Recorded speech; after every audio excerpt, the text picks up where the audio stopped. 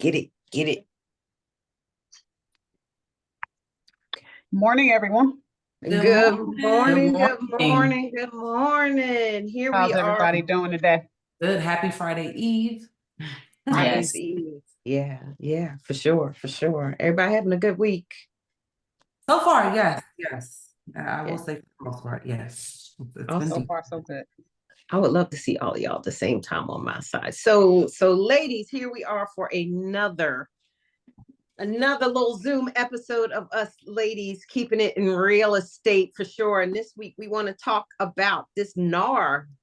No, I'm gonna call it NAR nonsense. Okay. And if I'm wrong, we're gonna flush that out.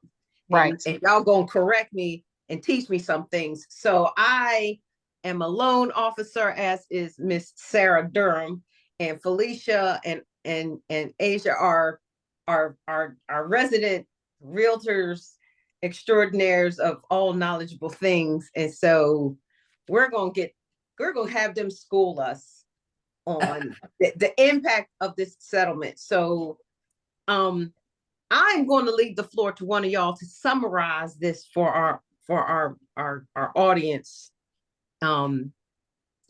Basically, what is it, and maybe a couple of the issues we want to touch on as far as how it impacts buyers and sellers and home affordability in general, and anything else that flushes out from that. So who wants to take the floor first? Aisha, you want me to go or are you good? Go ahead. You Okay, got it. well, I'm happy to start. So basically, just as a recap, the National Association of Realtors decided to settle about 2 weeks ago in this case that they were fighting, the Sitzer Burnett case that is supposed to take effect this upcoming July.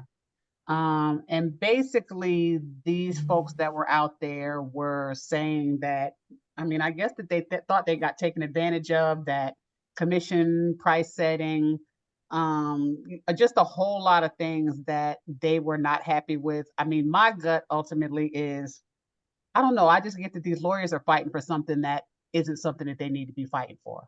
They were fighting because they keep saying that commissions were a set price, a set amount for years, which they never have been. They are saying that, the commissions are not negotiable. They've always been negotiable. I don't know anybody around these parts that's getting what they keep saying is a standard 6% commission, or they're paying a standard 6% commission, because we have agents around here that are offering buyers 1.75. So if that's not negotiable, I don't know what is. But I think that the biggest thing that I keep seeing, one of the main things that I keep seeing in the news is that the settlement is going to make homes more affordable. And you guys chime in, but from where I'm sitting at, that's probably absolutely 100% not true.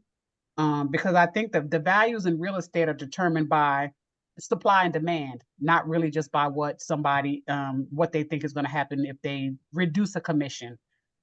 Because there are additional fees in real estate, not just commission. And even if they reduced a commission by 1%, that still does not make a house affordable.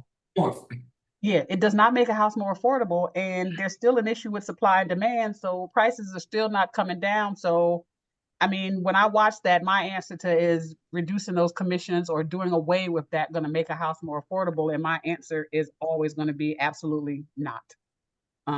So I'm going to start there. Y'all jump in with that what you want to. I have a couple more questions I'd like to ask, but that is the main one that I've been seeing recently on the news about, paying no commissions to an agent is going to make home affordability, show back up again, where I think that's probably absolutely not going to be the case.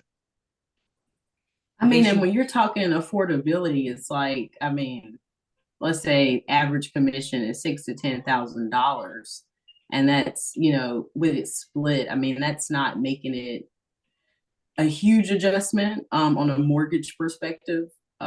So even if it was to impact, I just don't think it would be that much of a harm. And also appraisals would take that in effect too, because that's a concession essentially, So I don't know. There's probably going to be some kind of creative way. The main thing I've been learning out of my office is just making sure that buyers understand if the seller is not offering it to a buyer's agent, that they would be responsible for the cost. But again, the main thing is negotiation. You know, closed mouths don't get fed. So if you don't have that conversation with your cooperating broker, then that's just an opportunity that you might miss out on. So Correct. So, so not being a realtor and this not affecting me from a realtor perspective, but if I put on my home buyer shoes, not even a loan officer shoes, what I hear is I'm a buyer, whereas this fee was covered as part of the seller's closing costs. Now on top of my down payment, I'm going to have an increased closing cost that I'm possibly responsible for, and that wasn't part of the budget. And but you said the key word possibly, because nobody's saying as of yet that a listing brokerage is not going to be able to share in that compensation piece with the buyer's broker. But it's still something, it's a conversation. I mean, I guess in North Carolina, we've been doing it all the time. It's just a conversation we've had to have about buyer agency and buyer brokerage, and it's on our forms and how it works and who pays who and how that works. So I don't think it affects us as much, but for some of those other states, I think it's a conversation, yeah, that they have to have straight out the gate with their folks about this is possibly going to fall in your lap. But here's the thing. Let me just get this out.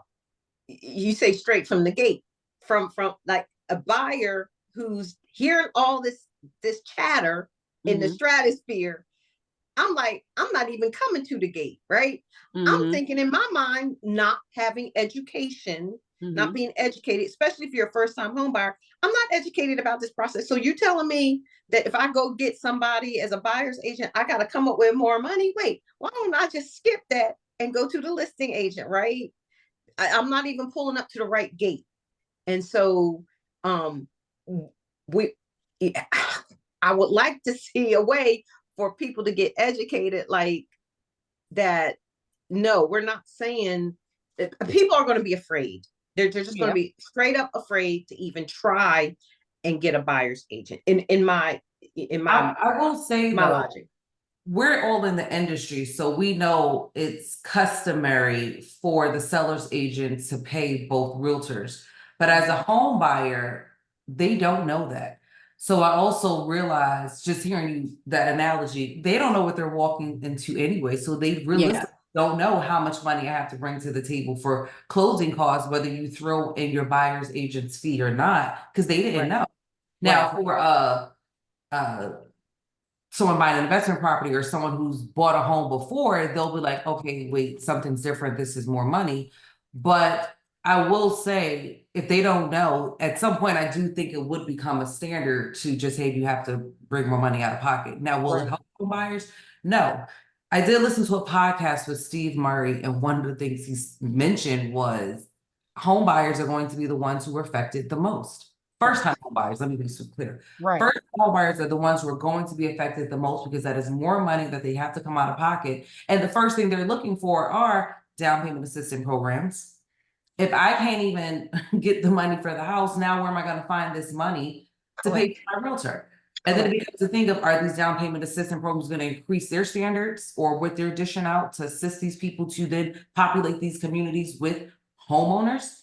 And I think another thing that Steve Murray had mentioned was, one, it's a bunch of confusion because the settlement and the lawsuit wasn't clear for agents on, well, then what do I do? Do I then say, hey, obviously tell them you have to pay me 3%, whatever the standard is for the state that you're in? Or is it still an option to say, as long as the listing agent agrees ahead of time to pay it, are we still good? You see what I'm saying? Yeah. And I mean, one of the bigger things that, I mean, for us is right now I can go into the MLS and look at a house and I can see what a listing agent is opting to pay my company. That piece is going to go away come July. So we're going to have to, communicate more with them to find that out. But I also don't think it's all bad for a buyer, because the listing agent may say, yeah, my client's not willing to pay 3%, but he will pay 2%. So having to pay 1% is different than having to pay 3% or more. I mean, it's still something that they have to come out of their pocket, but that's not saying it's going away altogether and they're going to have to foot the entire whatever their percentage is. It's saying you might have to contribute too.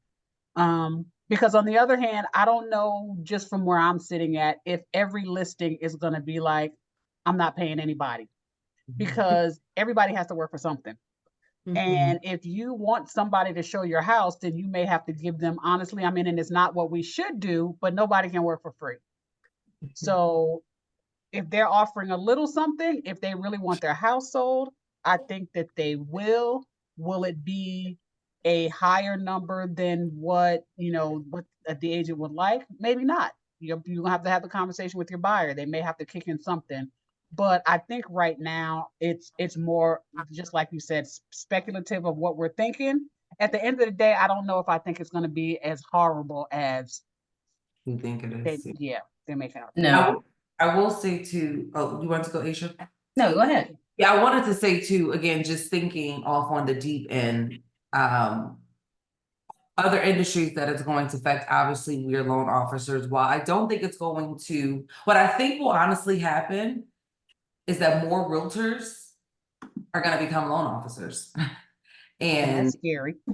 do their own loans, because I myself am dually licensed. In Florida, I have both my real estate license and my LO license. And while I've only did a few transactions on both ends, it's tedious and it's a lot of work. Hence me saying I'd rather just be the LO. Right. But I think a lot of people are going to do that because those fees they're a part of the closing costs. Right.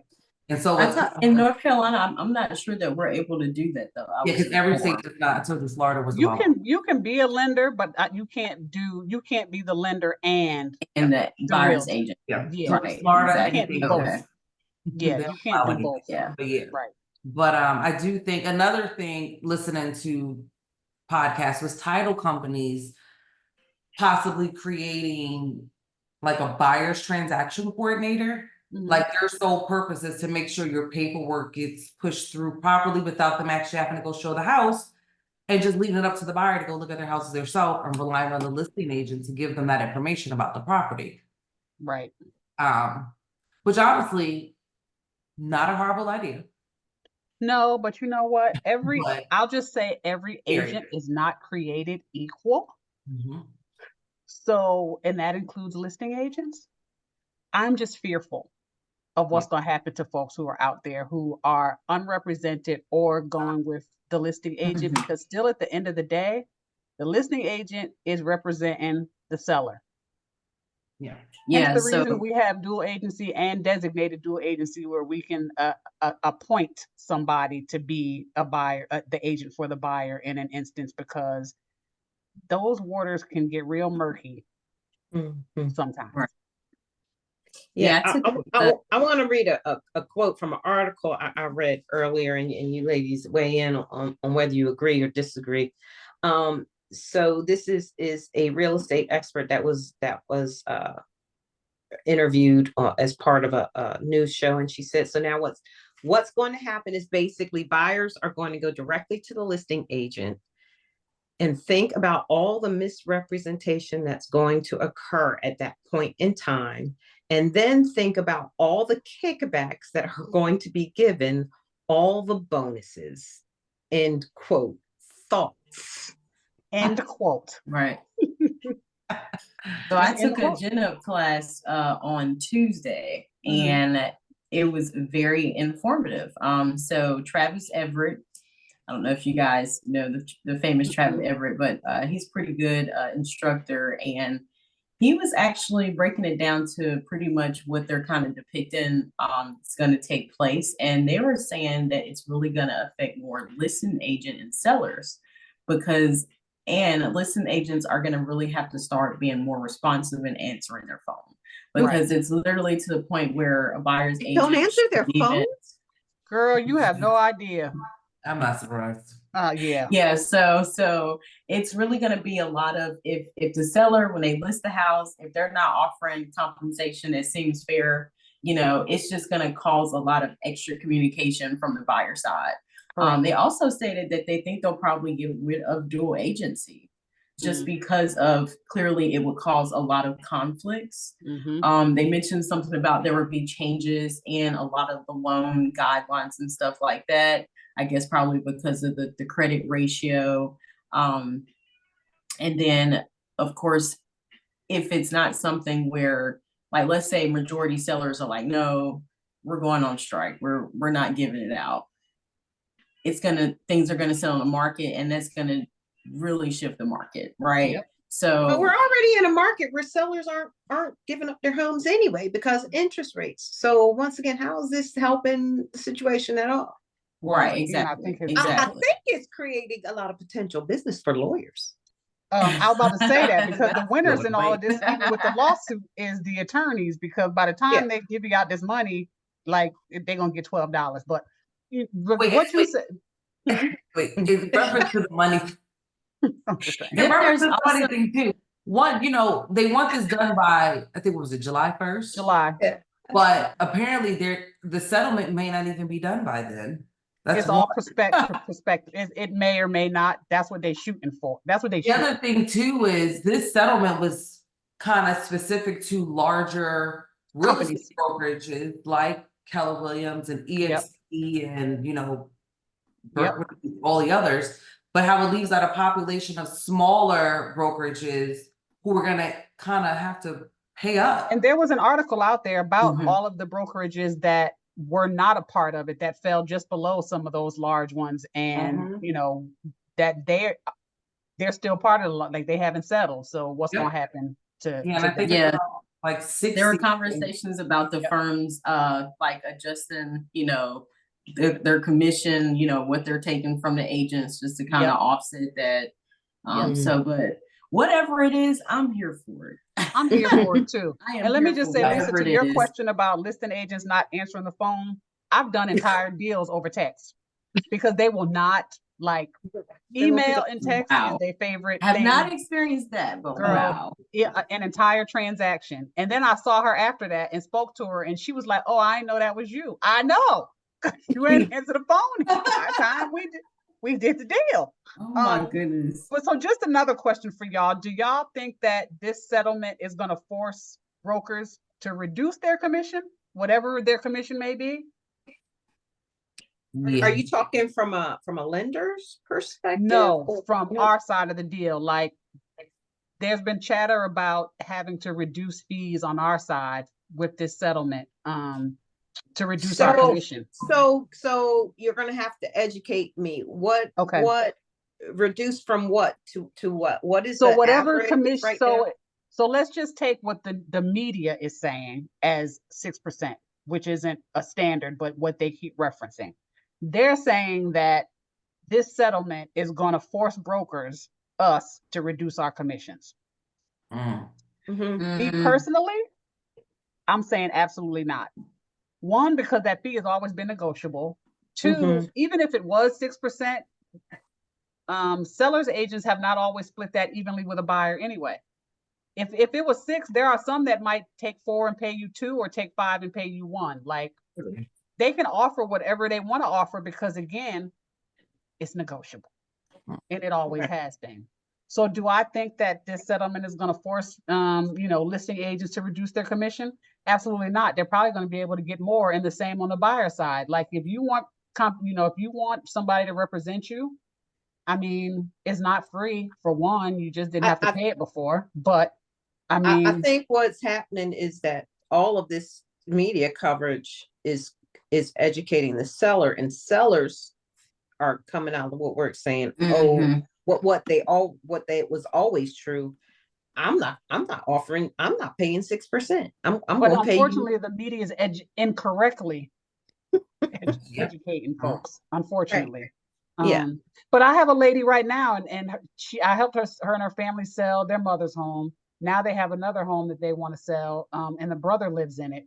And so she was ready to go ahead and get it, try to get it sold. She called me yesterday and she was like, my brother don't want to pay y'all. And I was like, I mean, that's okay. You hire you an attorney and y'all go the route that y'all want to go. And she said, and he wants me to find him an investor. So I just started laughing. He was like, where am I going to find an investor? And I'm like, girl, I don't know. But I have a whole bunch of them if you want to be represented that we can help you out with. She was like, I have no idea how to go about getting an investor and no idea what to do as far as paperwork concerned. And I said, you want to pay me or you want to pay an attorney? Right. So you already know I know how to do my job. I like that. I like that. So what you want to do? And she was like, I don't know. She had no clue where to start at for an investor. And I said, who bought your mother's house? She said, an investor. And I said, where'd the investor come from? She said, y'all. And I'm just like, case closed. So, I mean, I don't think it's going to change much for people who know that they don't know what to do. It may change a little for people, like Sarah said, who have bought 1, 3, 5 houses before that have some kind of inkling on what needs to happen. First-time home buyers are not there, though. Yeah.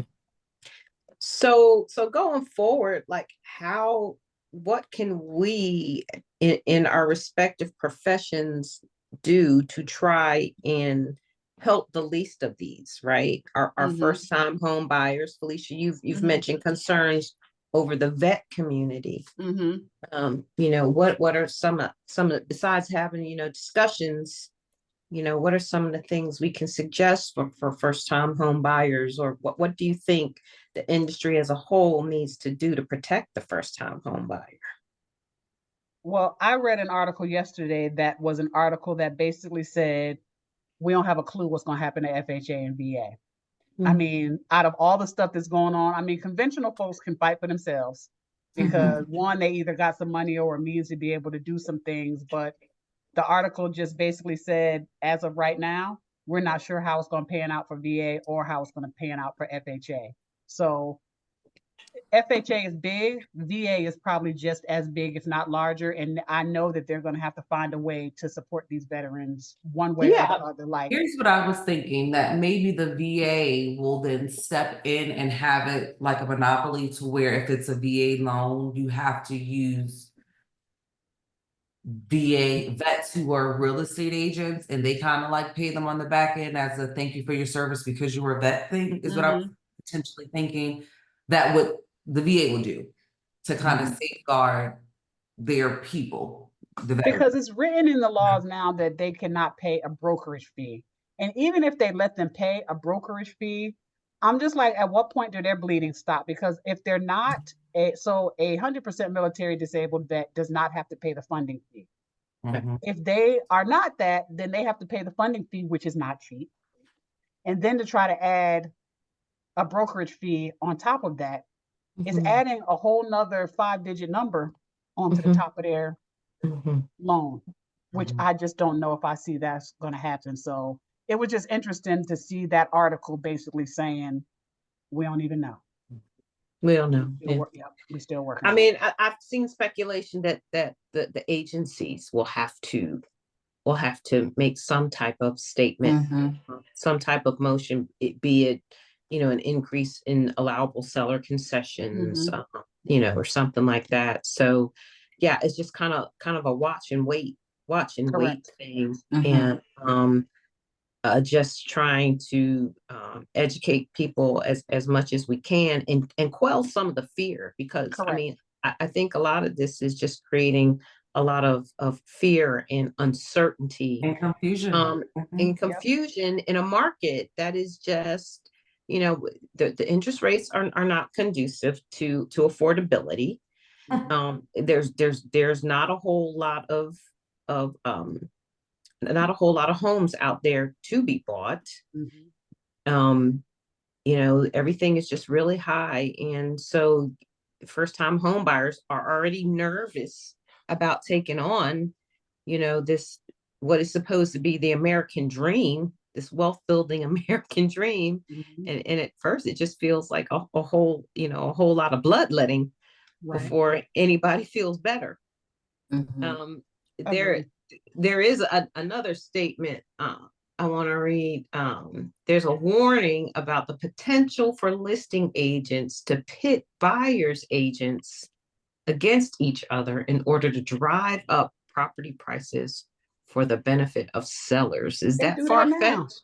I They mean, do that now. they do that now. That's a lot. That's a stretch. I mean, it's a stretch, but it's just basically multiple offers and highest and best. That's basically what it is. But I don't know if I mean, that's going to be what it's going to be. I just think right now the media is just scaring folks because at the end of the day, based off of even all the stuff you just said, Lisa, buying a house is still going to be your best investment for wealth building, regardless. It's always going to be better than paying the outrageous rents, especially what we have here in Charlotte, right? Like it's always still going to be the better end of the deal. I'm just hoping that by the time they come to July and figure something out, it's going to be something that's still going to be beneficial for those first-time home buyers and veterans. I will say what will come from out of this are more home buyers being more serious about actually attending first-time home buying classes. And being educated, like fully educated on the process. Because I know that's a big thing where we schedule all of these, we partner with each other. You got your realtor, you got your mortgage broker, and then people don't show up. Yep. And then they rely on Google. Yep. And their friend who bought a house 10 years ago, but the market was drastically different. And that's the worst one right there. Exactly. So I do think from that, it will increase people's true want for education on real estate, on the right steps to take. I think we'll also weed out a lot of real estate agents and lenders who really don't understand the market. They just jumped in because they saw the money aspect that comes with it, but didn't actually take the time to educate themselves on how things work when things like this happen. Correct. Right. So I do think that is the beauty of it. Once you figure out which way we're going, so. Right. And I don't even know if I'm convinced that July is a drop dead date. That's not like 3 months. There's no way. I feel like it needs like a year at least. At least, like, I think they're going to be arguing back and forth for longer than July. Do I think they'll make the update to pull the commission out of the MLS by then? Yeah, because that's a click of a button. But all the rest of the stuff that they're fighting about, I'm just not sure they're going to, like, the VA is a massive company. People that do the FHA loans, Fannie, but like, those are massive organizations. Do we really think 3 months is enough time for them to get out of their way to do like? I don't know. I mean, I for sure, I mean, the conspiracy theorist in me, finds the timing during an election year, right, with inflation and home affordability on the chopping block. I mean, I'm always looking to make sure I'm not looking at the smoke instead of the fire. Right. To see whatever the underlying thing is that's going on. Because that was just like, I could see if somebody had their eye on it and saw that settlement coming, like everybody under the sun was shocked when they made that settlement. Like everybody. Like that blew everybody out of the water. Yeah, because they've been doing it for a while. Correct. They've been back and forth. And it's like, okay, if they haven't done anything by now, then the results are, so they are doing something. Right. And then all of a sudden on a Friday, you just like, bam. This was gonna happen. So I don't know if I'm convinced yet that July is the date, because you've got the majority of the population who is not a conventional buyer that still wants a home that has to be able to fit into all of those boxes to be able to do something. So I don't know. For now, it's still business as usual. And as we get to June or the middle of June, I guess we'll see if anything has changed. All right. That's my take. Well, I loved your summary of it all, and you and Asha gave some excellent points. I mean, I feel more educated.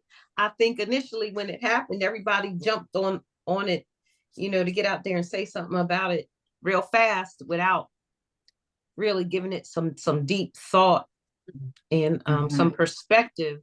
And I think now we're starting to see some real thoughtful some real thoughtful conversations about the true impact of it all. Bottom line, all home buyers need to educate themselves. Don't be afraid to contact your very competent realtor and have these discussions. You don't know what you don't know, and you don't know Correct. what's possible until you actually have the conversation. I know culturally there's a lot of avoidance and ghosting going on, but that is not in your best interest, and to the benefit of you as you seek to start the path of wealth building Correct. in real estate. And that's just us keeping it real. And this is one of your biggest investments of your entire life. This is not something that you and Google want to go alone.